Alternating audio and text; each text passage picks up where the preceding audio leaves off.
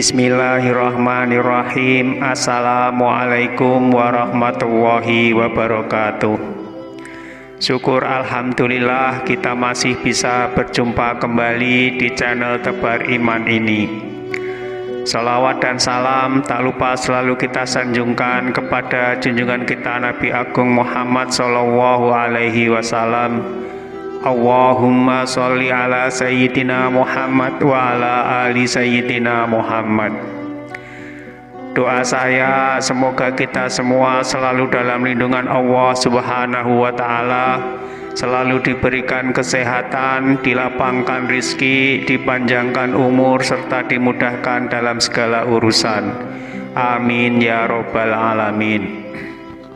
Pemirsa beriman yang dirahmati Allah, Mbah Mun atau Kiai Haji Maimun Zubair adalah seorang ulama besar Indonesia.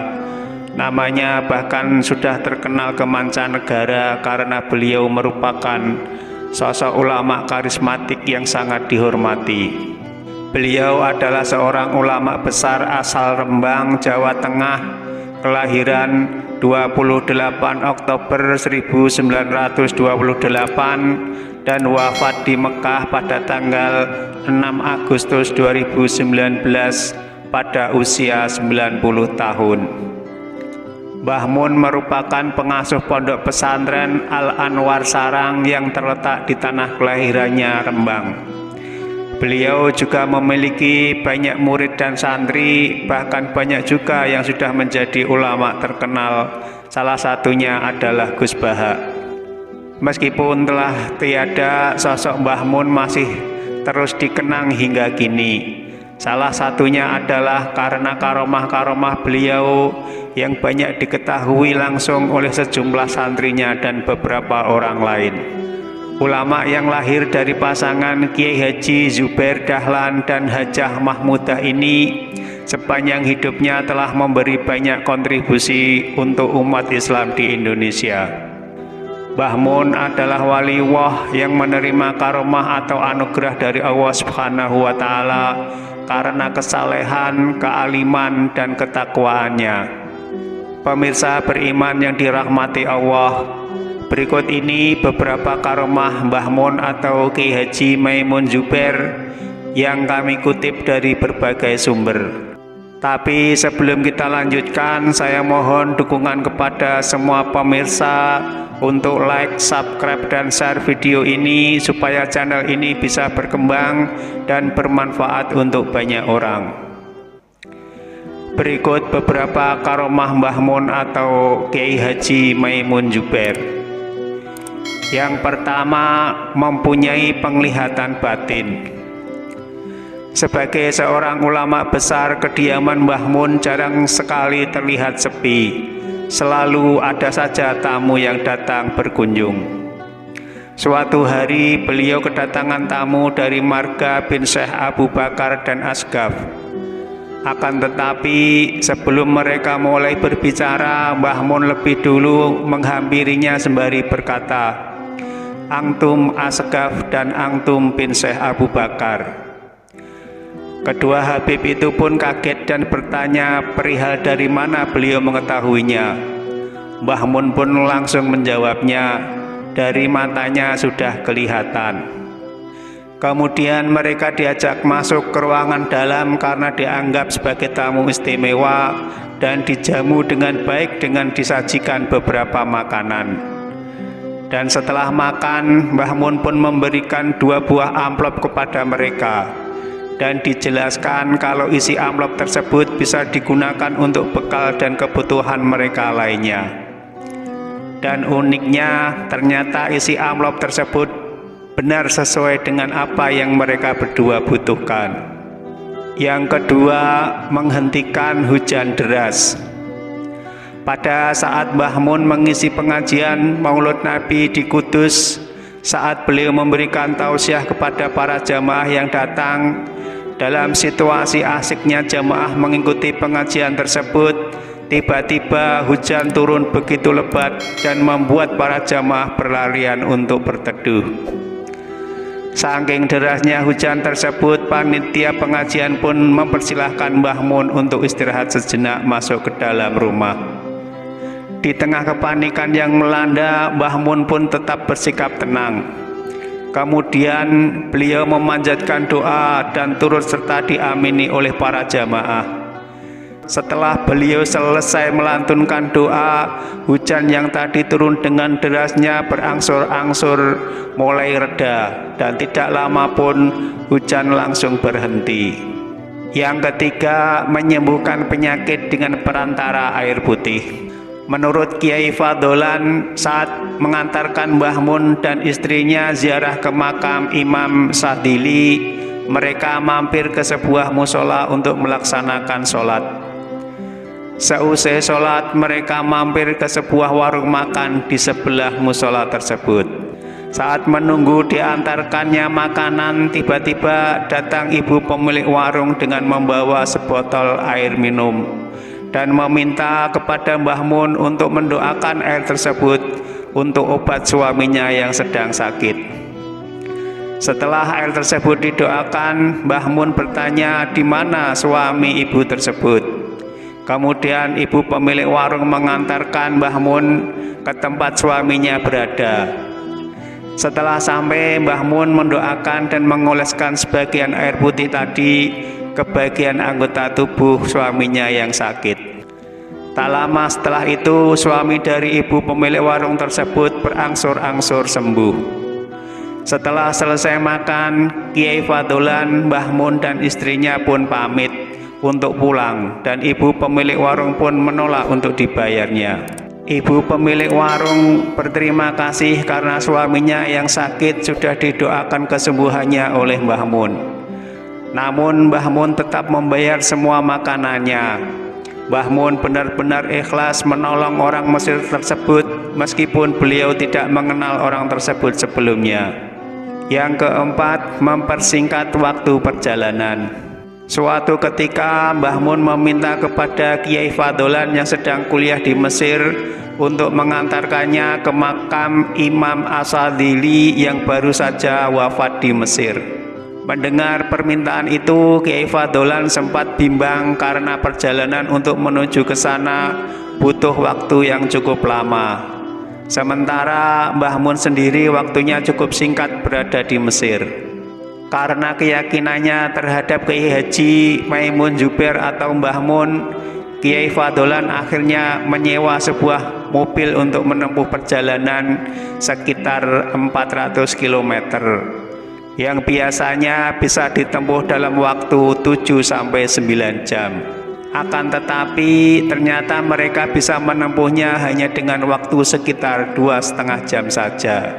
Padahal selama perjalanan juga sempat berhenti beberapa kali untuk menunaikan ibadah sholat. Yang kelima, menggunakan mobil tanpa bahan bakar. Sukar dipercaya tetapi benar adanya.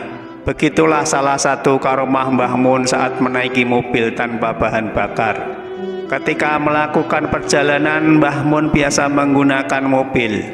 Suatu hari beliau hendak menuju ke Pasuruan. Namun kendaraan yang biasa digunakannya mengalami kerusakan dan akhirnya mobil tersebut dibawanya ke bengkel. Alangkah terkejutnya montir bengkel itu ketika memeriksa kondisi mobil tersebut. Ia mendapati saluran selang bahan bakar tidak tersambung, dan sang montir pun tidak percaya karena mobil tersebut masih bisa berjalan, sedangkan selang bahan bakar kendaraan tersebut ternyata lepas, sehingga diperkirakan mobil tersebut digunakan tanpa bahan bakar. Pemirsa beriman yang dirahmati Allah, karomah Mbah Mun yang keenam yaitu dititipi pesan oleh Rasulullah SAW lewat mimpi. Melalui mimpi, Rasulullah SAW menitipkan keturunannya untuk belajar dan berguru kepada Mbah Mun. Adapun orang tersebut adalah Habib Zaki yang sebelumnya sempat diberi wejangan oleh pamannya untuk tidak memberitahu identitasnya kepada Mbah Mun. Akan tetapi suatu malam Mbah Mun mendatangi Habib Zaki dan menanyakan kenapa dirinya tidak mengungkapkan identitasnya sebagai keturunan Rasulullah Shallallahu Alaihi Wasallam. Habib Zaki pun kaget karena Mbah Mun sudah mengetahui identitasnya. Adapun Mbah Mun sendiri telah mengetahuinya karena baru saja beliau bermimpi bertemu Rasulullah dan menyampaikan bahwa ada keturunan beliau Nabi yang dititipkan untuk belajar di pondoknya. Yang ketujuh, mengetahui tanggal wafatnya.